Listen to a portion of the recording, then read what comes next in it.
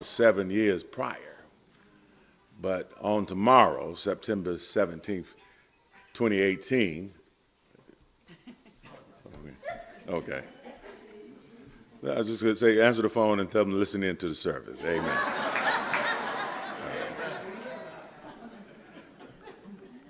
Where was I? So 59 years together, 52 years of marriage. Help me celebrate Brother Wesley and Sister Jean Sproul.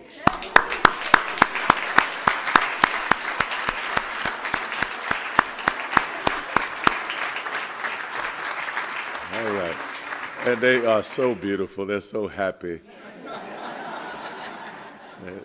They really love each other. You've been around them, you know that they do. Amen. They always touching each other.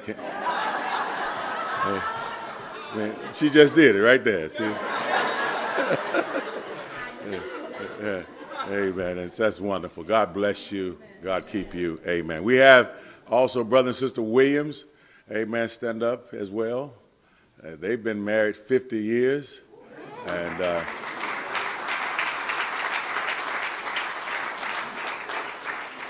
got any more wedding anniversaries? Any birthdays in September? Let me see your hands. Anybody born in the month of September?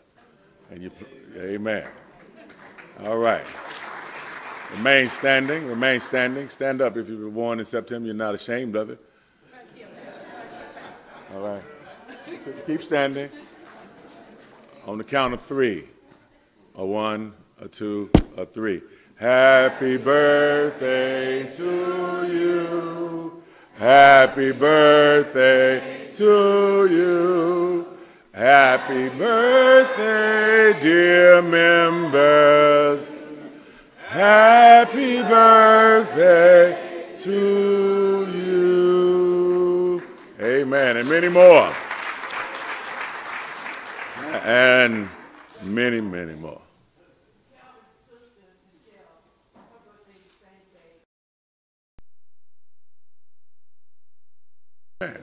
Amen. Same day. I would ask you how you do that, but we don't have time. Amen. We're going to leave that one alone. Amen. But bless. Happy birthday. Man, bless. Roll Tide. That's right, Calvin.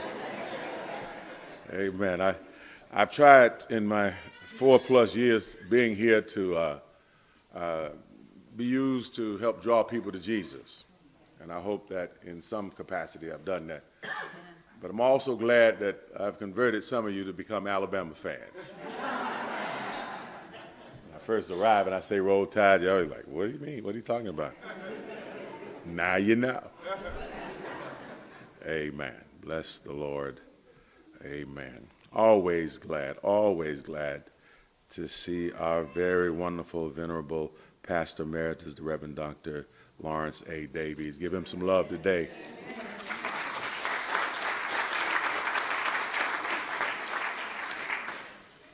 Listen, I want to get this word in, and so we can go down from this place. Turn with me, if you will, to the Gospel of John. And this Johannine text, chapter 15. Verse 5. But all our visitors, thank you for coming. Those who stood and those who did not stand, we're thankful, we're grateful. If you would take a moment of your time afterwards, I would like to meet you right down here. Love to shake your hands. We're thankful, aren't we, Shiloh? Yeah. Because we know that people have options. Amen. New churches opening up almost every week. But we're grateful to God that you've took time to stop by to see about us. Amen. And thank you, Brother Nathaniel, for being our greeter this morning. Amen. And we're praying for Katya. We know that she was not feeling the best today. Amen. All right. In John's Gospel, chapter 15, verse 5, we found this pregnant word from the Lord. It says, I am the vine. You.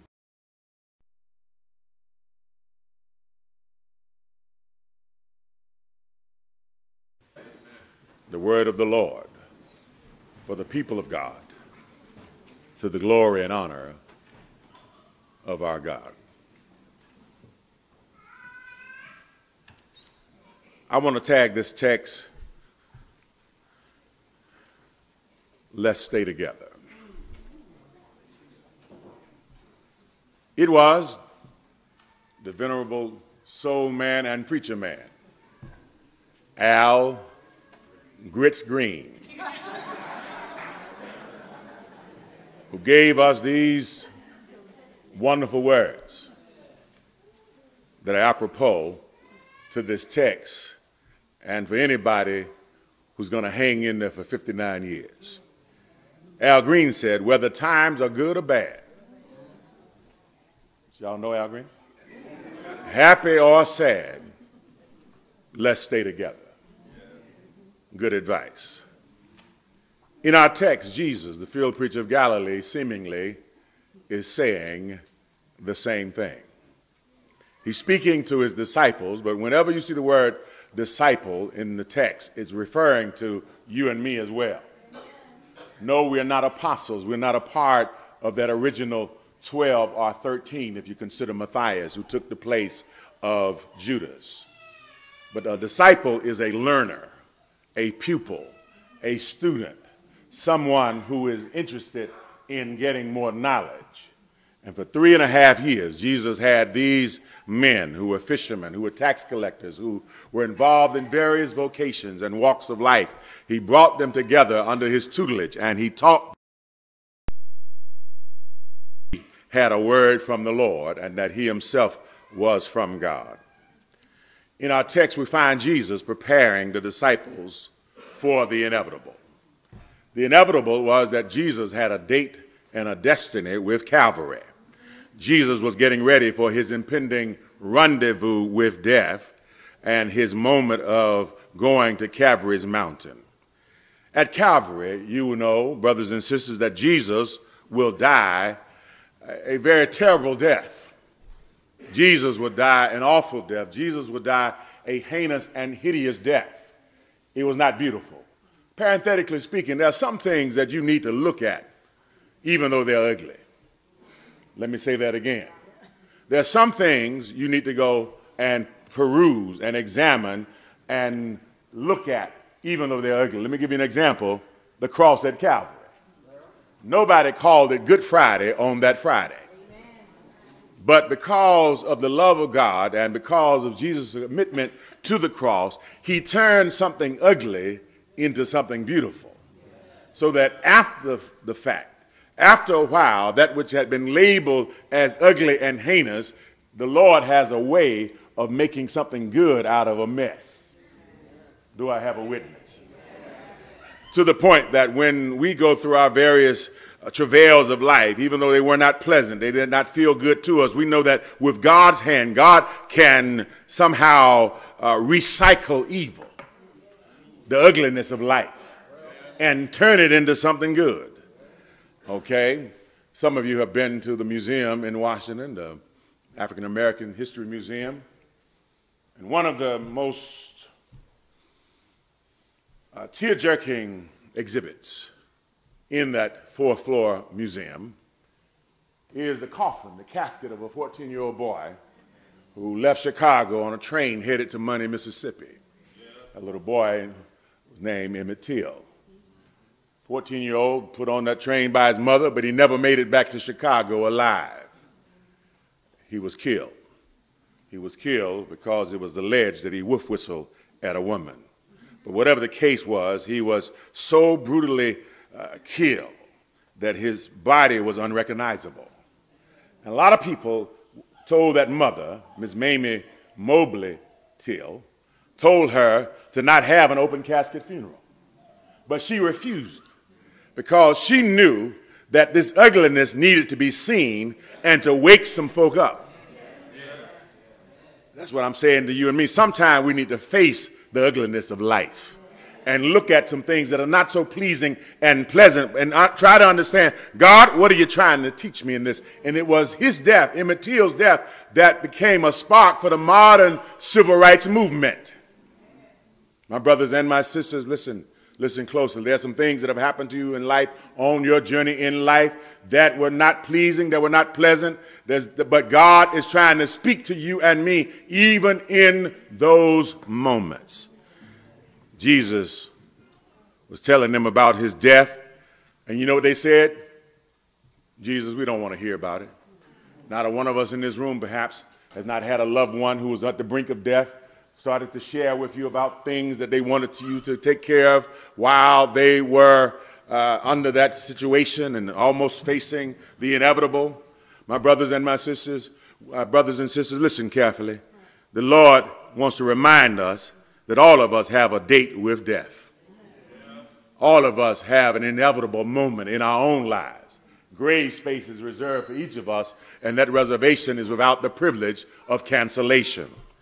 He is attempting to get ready for his impending rendezvous with Calvary. And between two thieves, Jesus died out on Calvary's cross. His execution was both public and painful. To his disciples, it will appear that the 3.5 years together as master and teacher and their fellowship has been for naught, for nothing. And in their mind, they say, did we waste our time following this field preacher? We thought we were going somewhere else. We thought he was leading us somewhere else. Time and time again, Jesus has both directly and indirectly spoken to his comrades about death. But each time they said, Jesus, shh, we don't want to talk about that. I remember being at my father's bedside several years ago at a hospital in Birmingham, Alabama. I walked in, and my father was doing all right. He said, sit down. I sat down. We began to talk. I asked him how he was doing. He said, I'm fine. I'm going to be fine. He said, but I want you to preach my service.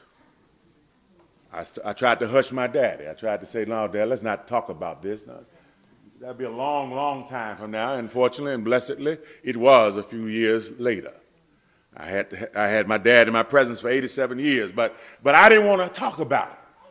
But sometimes we need to talk about things that we don't want to talk about. Sometimes in leadership, Brother Nathaniel, we have to have these crucial conversations.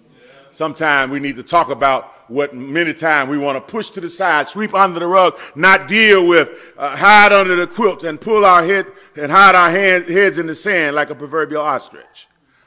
And as it relates to death, brothers and sisters, it's a subject that cannot always be avoided. Even when the obvious stares us in the face and we would like to ignore the inevitable as though somehow we can make it go away. Jesus wanted his followers to know then and now that whatever comes out of that door, whatever comes behind that curtain, number 1, 2, or 3, whatever it is, beyond the shadow of a doubt, know that God's got your back. Everything would not be pretty. You and I were not promised a rose garden. We were not promised that everything would be hunky-dory, that everything would be well and swell, that we could give the thumbs up, that this is nice. No, in this thing called life, believers will go through hell and back. Do I have a witness? Believers get fired from jobs. Believers go through divorce. Believers have loved ones taken away from them. Believers go through trials, troubles, and tribulations. Just because you are a believer, it does not mean you are immune from the vicissitudes of life. And don't you sit up in some church under some preacher, whoever he or she may be, will try to sell you a bill of goods that everything is going to be like being on the